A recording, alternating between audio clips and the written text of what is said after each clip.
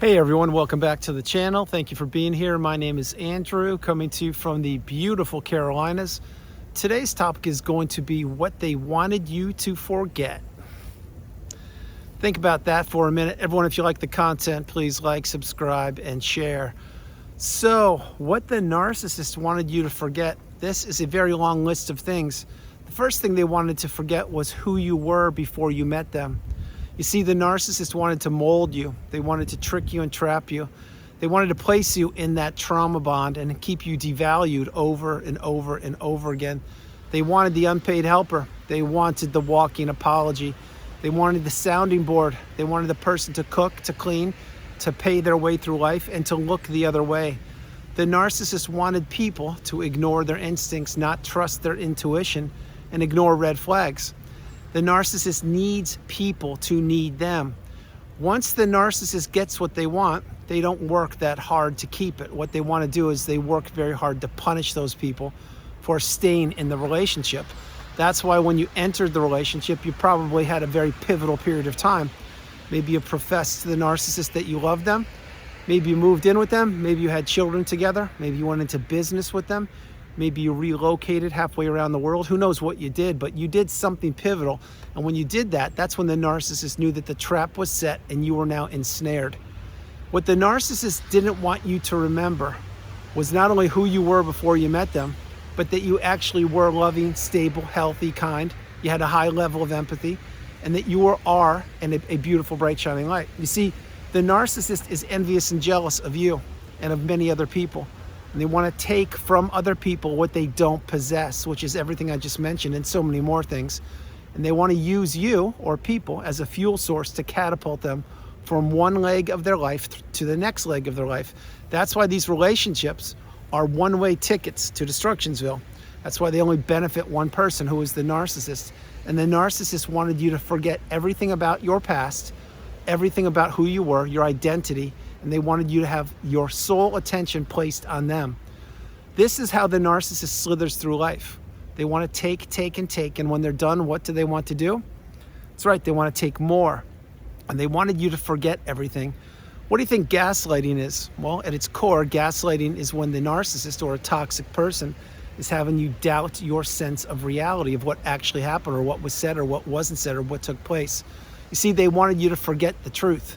The narcissist does not like the truth. They are afraid of the truth. And when you call them out, when you were in the relationship or even post-relationship, when you were exiting that relationship, if you told them the truth, usually they would not want to hear it, or they would use word salad, or they would gaslight you, or give you the silent treatment, or disappear, or blame you. They would do anything they wanted to do, but they would not be accountable, because the narcissist can't handle the truth. You can, because you're a beautiful, bright, shining light. And you've always been that way your whole life. The narcissist looked at you and they looked at your resources and they said, wow, you will do for a period of time, and I will capture you. Sorry to be graphic, but it's what they think.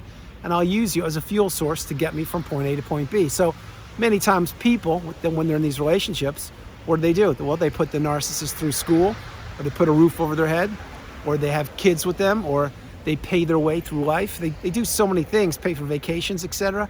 But the more you give, the more the narcissist wants. The more the narcissist wants, the less you have to give. The less you have to give, the more they punish you for not giving you.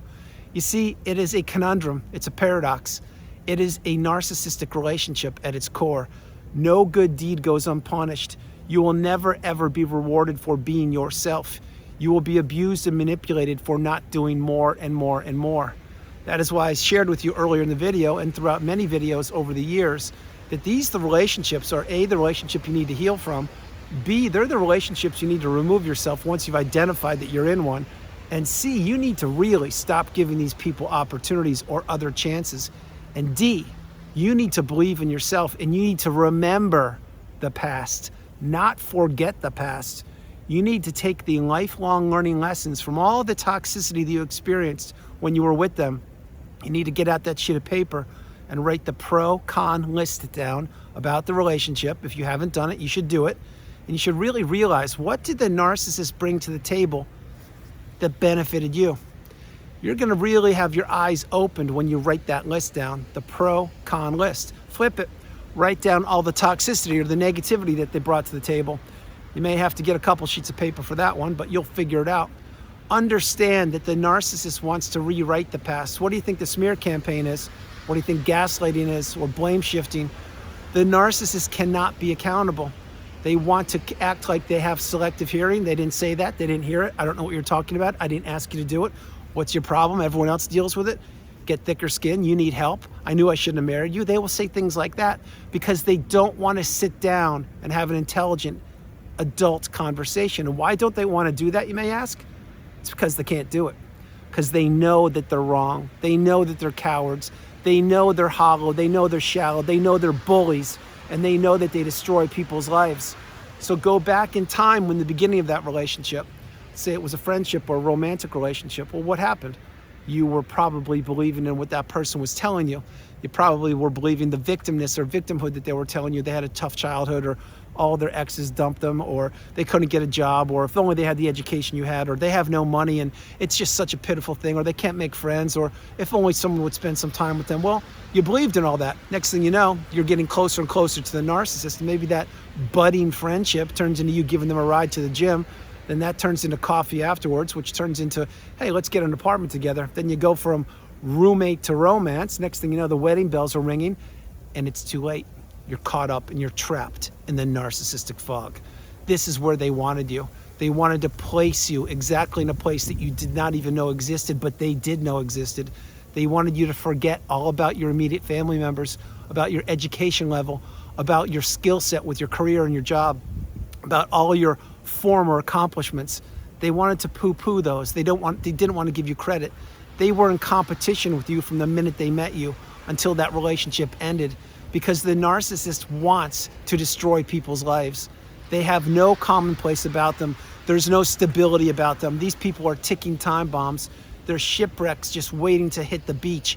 They are doomed to fail. But what do they want to do? They want to trap people and keep them stuck in that devaluation stage. They want to keep that door open just a crack so they can kick it wide open at a later date. That's why so frequently the narcissist appears after a month, 6 months, a year, 3, 5, 10, 20 years. Why do you think they appear? They appear because they don't have a fuel source. They don't have you. They don't have the energetic connection. They don't have the beautiful, bright, shining light and the abundance, but they need it, and they were missing it. So they went back to the well. They wanted to test the temperature of you to see if you've healed, to see if you've put 2 and 2 together, to see if you have maintained your boundaries, to see if you've gone no contact, etc. This is why they hoover. They don't hoover to say, you know what? I just had a light bulb moment and I just figured out that I am a toxic person. I want to change and I want to get back and start fresh and be on an equal playing ground as you. No, no, no, no. That's not what they want. They want to see where you are on your journey. Will you let that door open just a crack so they can kick it wide open? Will you be hooverable or will you be unhooverable? You see, this is why the narcissist is stuck in that loop. They're stuck in the narcissistic abusive cycle. And as time goes by, specifically when your relationship ended with them, no matter how it ended, as time went by, you healed. You processed things, you journaled, you meditated, you saw a therapist, you watched videos, you read, you healed childhood wounds, etc. What did the narcissist do? Tell you exactly what they did without even knowing who the narcissist you're considering. They went off to a new supply or multiple new supply sources. They were trying to find your replacement. And they probably discarded you or ended that relationship. Or maybe you were smart enough or wise enough to end it yourself. Either way, my heart goes out to you. But they didn't think twice about ending that relationship with you. And guess what? They won't think twice about doing it again.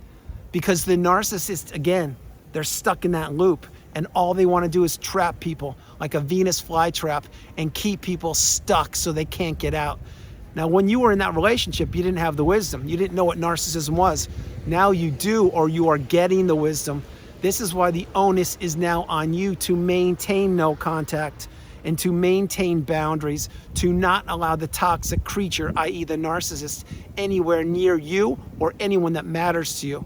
You must understand these people don't change. They only deteriorate. They only get worse and worse over time. They cannot improve. They will keep going around and around and around on that merry-go-round of abuse. And they want you to forget about what happened in the past. They want you to give them a mulligan. They want you to give them another shot when they hoover. They want you to put your guard down and break the boundaries that you put in place. And they want you to think that, yeah, it can be different this time. But guess what? No, it can't. It will always get worse and worse and worse. The narcissistic relationship is doomed from its inception. It will always fail because you don't have two people working for the same thing. You have one person trying to control another person, trying to dominate another person, trying to bully another person, trying to lie, steal, cheat, and keep them trapped in the fog. And you have the other person, which was you, trying to work for the relationship. That's why, picture again, you're in a boat in the middle of the ocean. Well, you're in the boat with the narcissist. Well, there's only one life vest on the boat, and the narcissist is puncturing holes in that boat over and over and over again, trying to capsize it, and you in the boat. But as they puncture that last hole in the boat, they grab the life vest, they put it around themselves, and they say, good luck. And here comes another boat, and they jump into the new boat, and that's the new supply. And they're supposed to, or allegedly, drifting off into the sunset. No, not even close. They're drifting off into the abyss, the pitch black darkness, because that new supply is getting peppered with abuse. But having said that, your boat was sinking because the narcissist was trying to puncture holes in the boat and have it capsize. What did you do? You had to go in the boat as it was capsized, and you had to swim your way to the shore. But it took time. It took a lot of time, and there were times you couldn't keep your head above water and the waves were crashing in on you. You did not have a life vest. You had nothing, but eventually you saw the light at the end of the tunnel. Eventually the waves dissipated and you saw the shore. This is over a long period of time. What happened? Finally, you were washed up on the beach. You were on the sand and you were gasping for air. Your muscles were exhausted. You looked back in the ocean and the waters were calm and still. The narcissist was nowhere to be found because they slithered away on that boat with the new supply. But you are now on the beach. You are now healing. You've now made it through the turbulent ocean. You now are putting yourself back together, or you have done that. This is what happens each and every day post-narcissistic relationship. People, i.e. you or myself, are abandoned. We're not meant to exist. We're not meant to have our beautiful, bright, shining light shine brighter than the sun, the moon, and the stars, but we are elevating and ascending because we made it to the beach. The narcissist will continue in that ocean, that abyss of blackness, to destroy the new supply's life and other people's lives at the same time. But we're out. We're healing, or we've healed, and we must not forget what happened in the past. We must remember what happened in the past. So as I've shared in so many videos, you need to take the lifelong learning lessons from the past. You need to not predict the future. You need to live in the present moment, and you need to remember how toxic that relationship was. You need to remember how close it took you down to, and almost you not even existing. Not being graphic, I'm being real. This is a dark energy source. This is the narcissistic relationship in a nutshell. That's why when you're out, you need to stay out. You need to heal. You need to focus on yourself. And you need to realize that you are the priority. You come first, second, and third. So the narcissist wanted you to forget everything. And the narcissist never thought you would heal. And the narcissist never thought you would see behind the mask. But you did heal, or you are healing. You do remember what happened. You're journaling. You have documentation of it. And you understand that that relationship was the most debilitating, taxing, trying, challenging relationship you'd ever been in your entire life, because that's what it is. And that's why this is the relationship you need to heal from. So understand the message. The narcissist wanted you to forget. You need to remember. You need to remember each and every day, not dwell on it, not ruminate, but you need to remember where you once were, where you are, and where you're going. And I will tell you right now, where you're going, it will be someplace abundant. It will not be where anywhere near the narcissist will be, or where toxicity will be, because you've conquered something you didn't even know you were up against. You've beaten something you didn't even know existed, and now you're out and you've healed, or you are healing. So realize and take the message and understand you are stronger than you know. You are galvanized, and the narcissist took their best shot at you. And guess what? Yes, they failed, and they failed miserably, because you are the one that got away. So everyone, that's the video. I hope you liked it. I loved doing it from the beautiful, chilly Carolinas. This is Andrew. Namaste. Have a great afternoon, evening, or morning, no matter where you are on the planet. You are not alone. I love you all. God bless you. I love you all. And I have some gray hairs, but it looks like now I have a lot more gray hairs. It is so beautiful out here. It is about 28, 29 degrees, and it is freezing cold. And I've had to shoot this video twice because some loud noises, the cars and everything. But the point is, this weather is absolutely amazing. I did not think it would be snowing so late in the year, or so late in the month of February, but it is. I hope wherever you are safe, you are warm, you are secure, you are serene, calm, abundant, and in a safe, peaceful place. Before I close the video, I want to share this, that the narcissist wants you to forget things. That's why they hoover. The narcissist wants you to forget what happened when you're in the relationship with them, because they know what they did is wrong. They know they abuse people. They know they manipulate people. They know they destroy people's lives. That's why once you're out of these relationships, you need to become unhooverable. And the video isn't focusing on hoovering. It's focusing on, you really need reminders. You need to remember what the narcissist wanted you to forget.